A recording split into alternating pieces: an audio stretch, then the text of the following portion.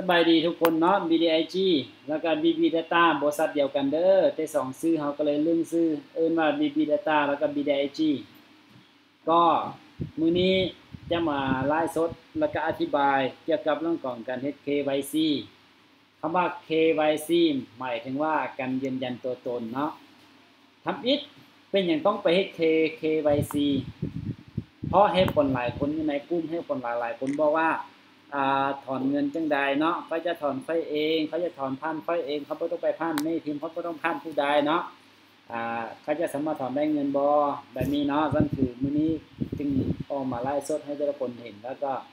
ฮู้ถึงเกี่ยวกับเรื่องของกา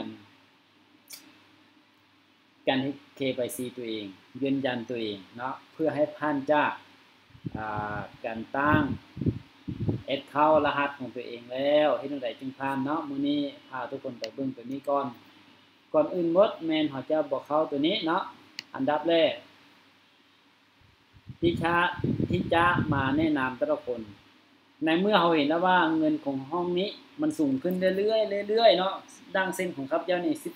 13,795 มันสูงแบบนี้แล้วเขาต้องการอยากจะถอนเงินเนาะเขาจะถอนไปผ่านจากจุดใดเนาะอันดับแรกที่เราต้องถอนเงินคือต้องเข้าตัวนี้ก่อนเห็นบ่ไปตัวนี้ transfer มันมีทิศทางให้เราอยู่เลือกอยู่2ทาง1ถอนผ่านธนาคารก่อนอื่นที่เราถอนผ่านธนาคารแม่นเราต้อง convert ก่อนเนาะไปตามนี้ไปใส่ convert หลังจาก convert แล้วปั๊บมันจะมีห้องให้เอาเบิ่งอยู่ห้องนี้เพิ่นจะบอกว่า convert amount หมายความว่าจำนวนที่ต้องการอยากจะ convert เท่าใดที่จะเปลี่ยน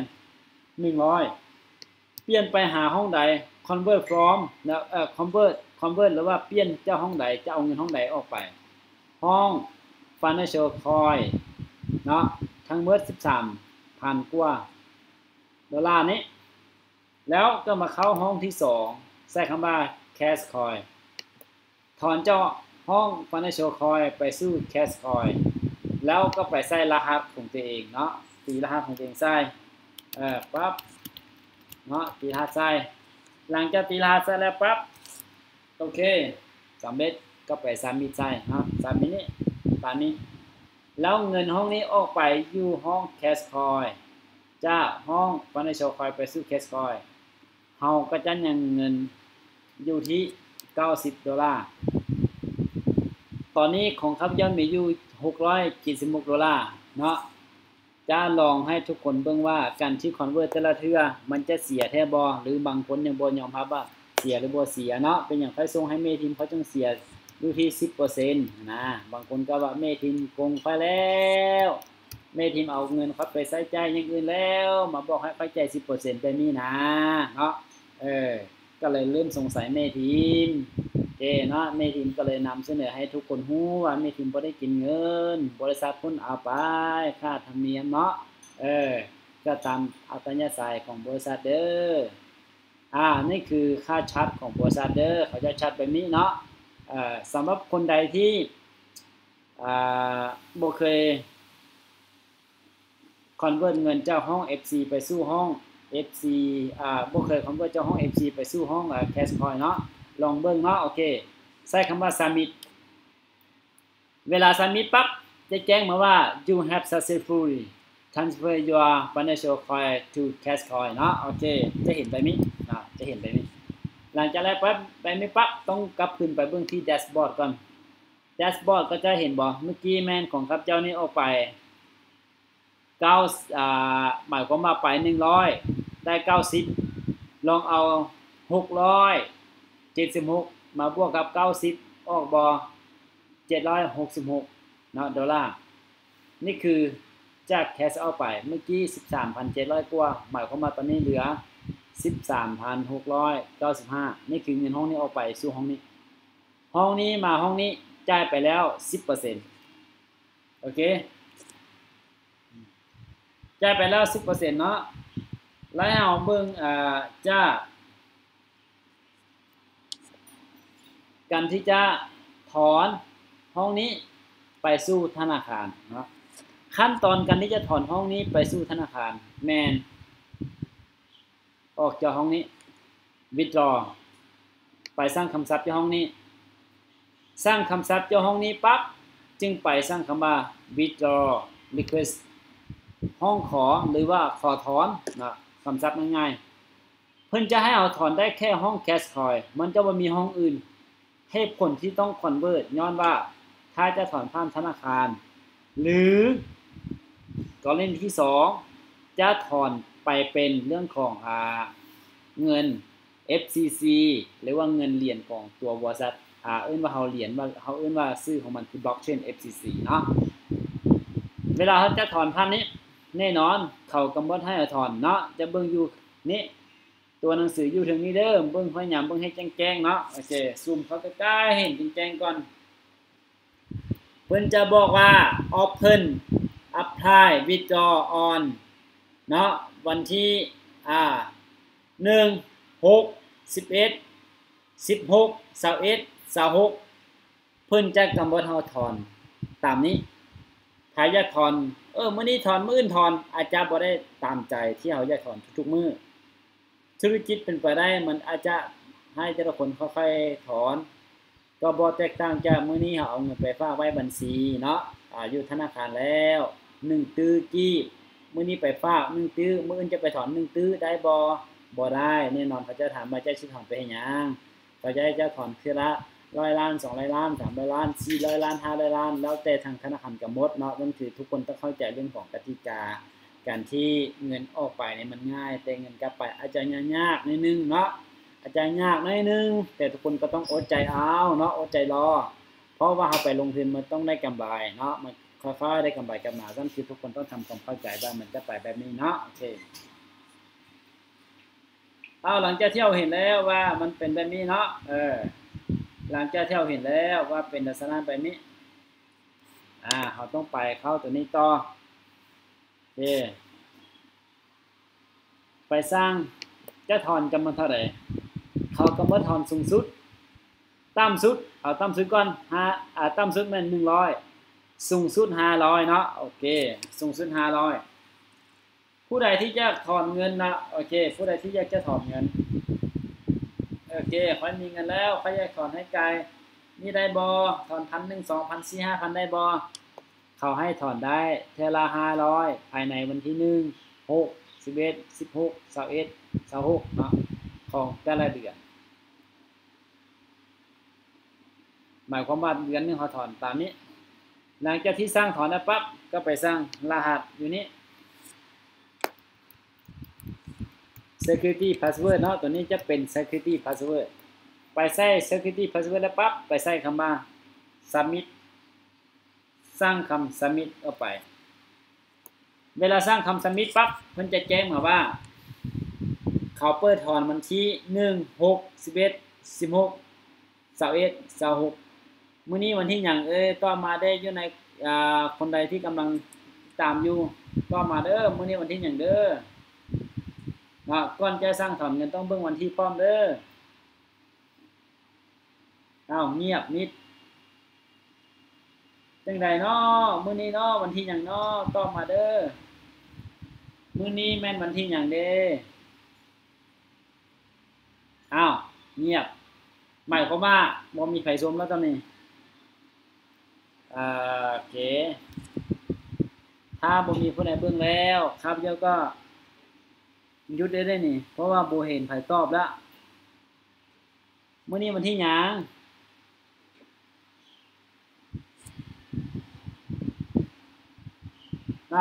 บ่มีไผตอบแม่นแล้วไปมีน่ะเหตุผลเพราะว่ามื้อนี้วันที่5เขาให้ถอนวันที่6เนาะโอเคไปมีตัวเบิ่งนำกันโอเคเอาเล่นนำกันได้อย่าให้เล่นผู้เดียวเด้อบ่ม่วนเด้อโอเคเอามาเนี่ยหลังจากที่เราสร้างถอนมันบ่ถึงมือมันจะฟ้องมาเป็นตัวหนังสือสีแดงว่าถอนบ่ได้เพราะเพิ่นใจกับวันที่1เนาะตามนี้ในเมื่อเราถอนบ่ถึงมือแน่นอนเงินเราก็จะบ่ได้ออกไปถ้าถอนถึงมือเงินเราจะออกไปอยู่ห้อง pending ตอนนี้เวลาเขาสร้างถอนแล้วปั๊บเขาจะไปเบิ่งประวัติของการถอนเนาะโอเคไปเบิ่งวันที่หรือเบิ่งประวัติการไปเบิ่งประวัติแล้วเขาเคยสร้างถอนมื้อใดค่อยเคยสร้างถอนมื้อวันที่16เดือน1สร้างถอนไปละ500แล้ว500ก็อย่างนี้เข้ากระเป๋าของข้าพเจ้าเองบล็อกเชนเนาะ FCC เลขกระเป๋าตามนี้แล้วเพิ่นบอกว่า pending หมายความว่ากำลังดำเนินการอยู่ pending คล้ายๆคือยนต์กำลังแล่นปั๊บยังบ่ได้จอดนี่นะคือ pending คือกำลังแล่นอยู่นะความหมายว่า pending เนาะแล้วยังบ่มันยังบ่ถึงกระเป๋าของเฮาเหตุผลเป็นหยังมันจึง pending ถอนเงินบ่ได้บ่มันก็มีข้อหลายๆให้คนหลายๆมีข้อคิดให้หลายคนต้องสงสัยเนาะว่าถอนเงินได้แท้บ่เนาะโอเคเหตุผลที่เอาถอนบ่ได้ผ่านกระเป๋า FCC มันไปติดขัดอยู่วันนี้แหละทุกคนจะได้รู้ความจริงว่ามันไปติดขัดอยู่ข้อใดเนาะเมื่อกี้ตอนที่ไลฟ์สดก็แจ้งไปแล้วมันมาติดขัดอยู่บ่คำว่า identification เนาะidentification หมายความว่า verification หรือ domain verification มันหมายถึงว่าการ KYC คือการยืนยันตัวตนเนาะเอาบ่ซับง่ายๆคือ KYC การยืนยันตัวตนการที่เราจะไปยืนยันตัวตนแน่นอนเนาะทุกคนก็ต้องให้รู้ให้เข้าใจก่อนว่าเฮามีเอกสารครบหรือยังเนาะดังที่เขาแจ้งไปแล้วว่า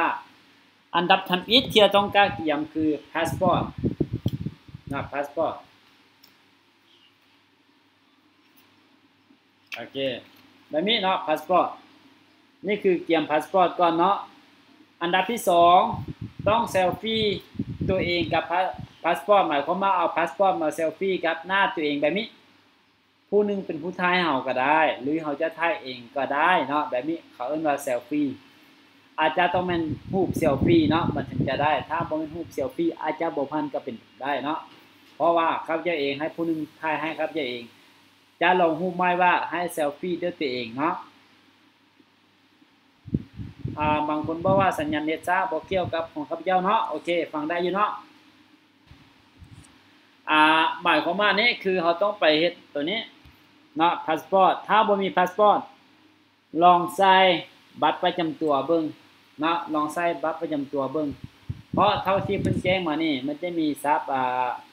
เอิ้นว่าแป๊บนึงให้เปลี่ยนเป็นภาษาอังกฤษก่อนเพราะรุ่นนี้เรียนจบมาแต่อังกฤษเนาะบ่ได้จบมาแต่จีนก็เลยบ่ฮู้ภาษาจีนตัวนี้อัปโหลด ID passport หมายความว่า ID เป็นประจำตัว passport ก็คือ passport ที่แจ้งไปต่อมาเซลฟี่แล้ว3คือนี้อัปโหลดเซลฟี่ with ID or passport หมายความว่าถ่ายรูปตัวเองกับ passport หรือบัตรประจำตัวก็ได้เนาะวิธี verify แล้วต่อมาเฮาไปเบิ่งตัวนี้เนาะโอเคอัปโหลดbank statement ก็คือตัวนี้เนาะคือใบแจ้งยอดจากธนาคารไปนี้เนาะโอเคหมายความว่าตัวนี้ต้องไปขอจากธนาคารจะมีอยู่3เดือนให้ตามสุด3เดือนมันต้องไปให้3เดือนแล้วเราจะไปจ่ายเงินเพิ่นจะให้เป็นใบ bank statement แต่ต้องบอกอนุญาตแจ้งให้รู้เลยว่าเป็นภาษาอังกฤษห้ามเป็นภาษาลาวเนาะเด็ดขาดบ่แม่นภาษาลาวถ้าไปเฮ็ดภาษาลาวมาเนาะเฮาบ่ได้เฮ็ดกับคนลาวเด้อ bank statementเฮาไปเฮ็ดอยู่คนลาวแต่ตัวที่เราต้องการยืนยันคือยืนยันกับบริษัท BB Data BB Data คือผู้ก่อตั้งจะเป็นชาวต่างประเทศนั้นเขาจะบ่อ่านภาษาลาวบ่ได้นี่เป็นเหตุผลที่ต้องเฮ็ดเป็นภาษาอังกฤษเนาะโอเคทุกคนจะเข้าใจ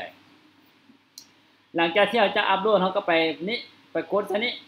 กดปั๊บเห็นบ่รูปเฮาไว้ไสเพิ่นก็จะแจ้งมาว่ารูปเฮาไว้ห้องนี้เนาะโอเคแล้วค่อยก็ไปใส่รูปตัวเองเนาะแบบนี้อันนี้คือขั้นตอนการทดลองให้พระเจ้าเบิ่งว่ามันจะผ่านหรือบ่ผ่านบ่ฮู้แล้วก็เอานำเข้าต่อมาแม่นฮู้ถ่ายตัวเองกับบัตรประจำตัวหรือพาสปอร์ตนำเข้าหรือเปิดเข้ามาปั๊บห้องน่ะเห็นบ่เวลาที่เฮาอัปโหลดรูปมันจะเห็นตัวหนังสือแจ้งอยู่พี่เห็นบ่ พิ่นจะแจ้งตัวหนังสืออยู่นี่ว่าแจ้งว่าเฮาได้อัปรูปตัวนี้ลงไปแล้วเนาะอัปรูปตัวนี้ลงไปแล้วตัวนี้ลงไปแล้วเนาะตามนี้ก็เชื่อว่าธนาคารใดก็ได้บ่ใดก็ได้แต่ต้องเป็นภาษาอังกฤษและที่สำคัญเฮาบ่สามารถถอนเป็นเงินสดสู่เข้าสู่ธนาคารถ้าบ่แม่นธนาคารทางประเทศไทยเนาะเฮาจะถอนเป็นทางประเทศลาวแม่นเฮาจะรับเงินเป็น FCC เนาะต้องแจ้งล่วงหน้าว่าเป็น FCC แล้วอันที่3อัปโหลดเนาะตัวนี้จะเป็น Bank Statement เนาะ Bank Statement นี่ Bank Statement ครับก็บันทึกไว้เรียบร้อยแล้วใส่คำว่า KYC 1 2 3หมายความว่า1 2 3เนาะก็จะใส่มาตามนี้ในเมื่อเฮาใส่ตัวนี้ปั๊บแบบนี้แล้วก็ไป Submit Submit เพิ่นจะบอกว่า please enter your verify code หมายความว่าให้ใส่รหัสนี้เนาะโอเคถ้าบ่ใส่รหัสนี้มันก็จะบ่ไปเห็นบ่มันก็จะฟ้องอยู่นี่ล่ะที่เมื่อกี้แจ้งไปเด้อ C เด้อเป็นธนาคารอยู่ลาวเด้อ C ล้อเด้อธนาคารอยู่ลาวเด้อธนาคารอยู่ไทยถ้าผู้ใดบ่มีก็บ่ได้จำเป็นนะถ้าไปมีธนาคารอยู่ไทยที่เฮาใช้ผู้มัดกับเลขบัญชีแห่งดีเนาะแห่งดีตอนนี้ให้แจ้งตัวเลข395 A แล้วก็ D B เนาะคือตัวเลขที่เพิ่นแจ้งมาสีส้มๆนี่น่ะเห็นบ่ไม่ได้แจ้งมาแบบนี้เฮาต้องได้อัปโหลดเข้าไป395 AB ADB J Submit คอนเฟิร์มบ่เพิ่นบอกว่าพี่ได้ชิบอกว่าคอนเฟิร์มบ่โอเคตกลงคอนเฟิร์มไป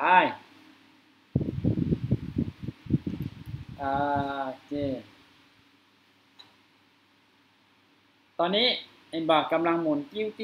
วๆๆๆอยู่นี่เห็นบ่หมุนอยู่นี่หมายความว่าอาจจะ1เน็ต2มาเพิ่นก็ต้องได้อัปโหลดกันนิดนึงเนาะโอเค